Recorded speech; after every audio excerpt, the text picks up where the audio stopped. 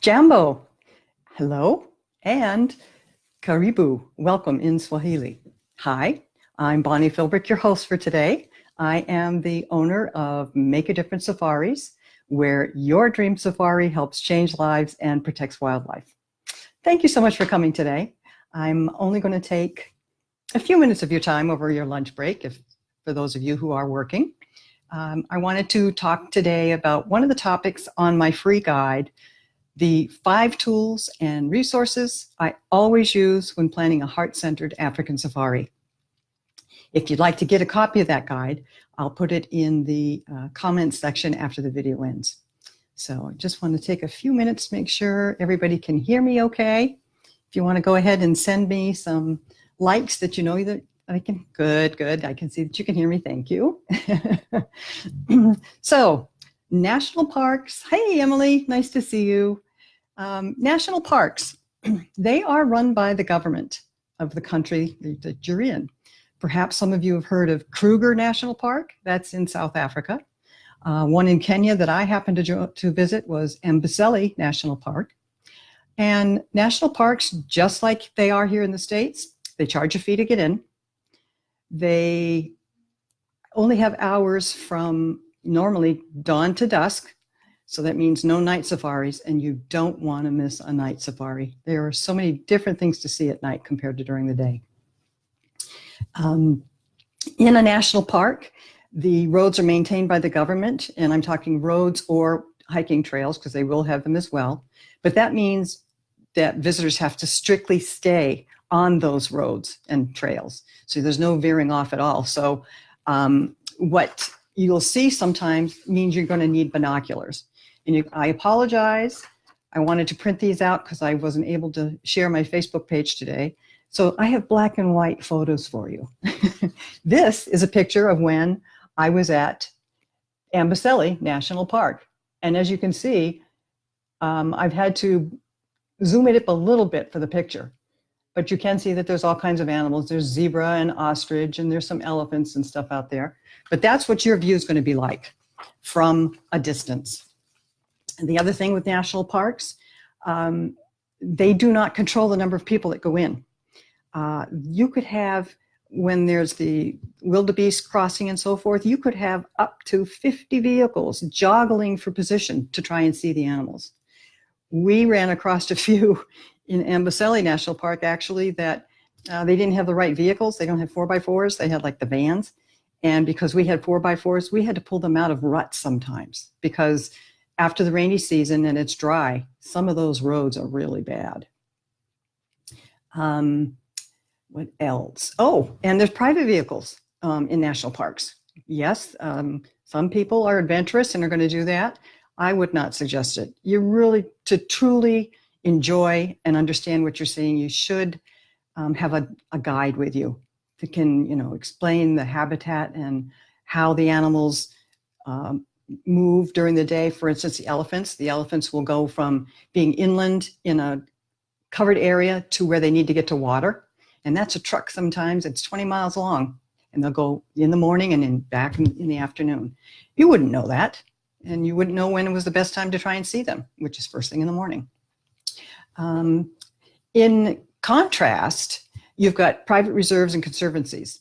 They're all privately owned. I should preface that though. National parks also can have national reserves, which are owned by the government as well. So they're under more restrictions.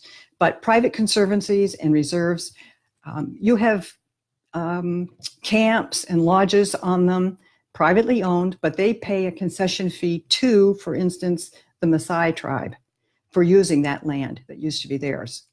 It's there strictly to conserve the land and the wildlife that's there.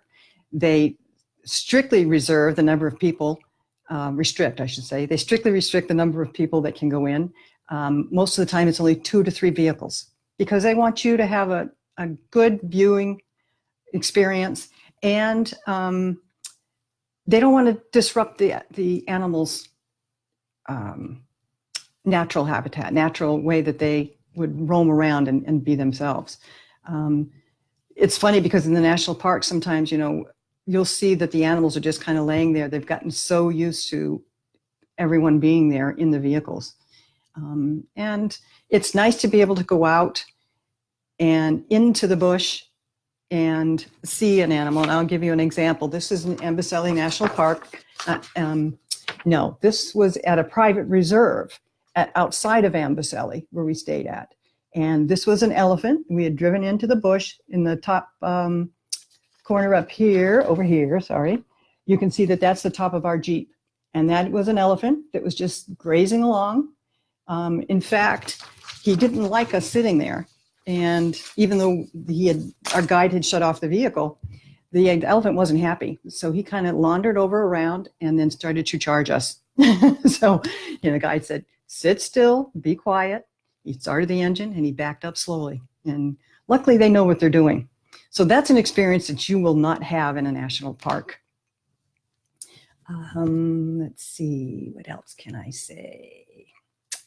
Oh, yes. And, because you have a guide and a driver, normally when you go into the conservancies and the reserves, you just learn so much about how everything works together. We are supposedly totally connected to one source, if you believe in that.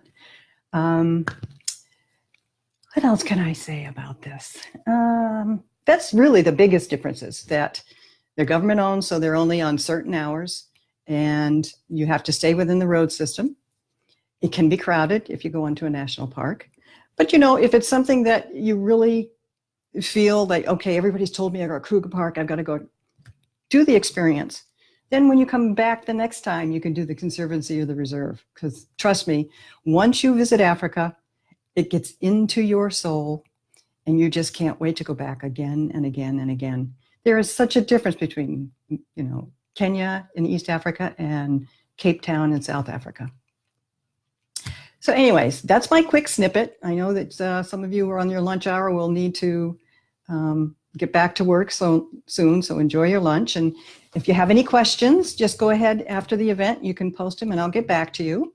I will be doing another live webinar on Wednesday, this coming Wednesday, and it's going to be on should you visit the school of a child you may be supporting in Africa.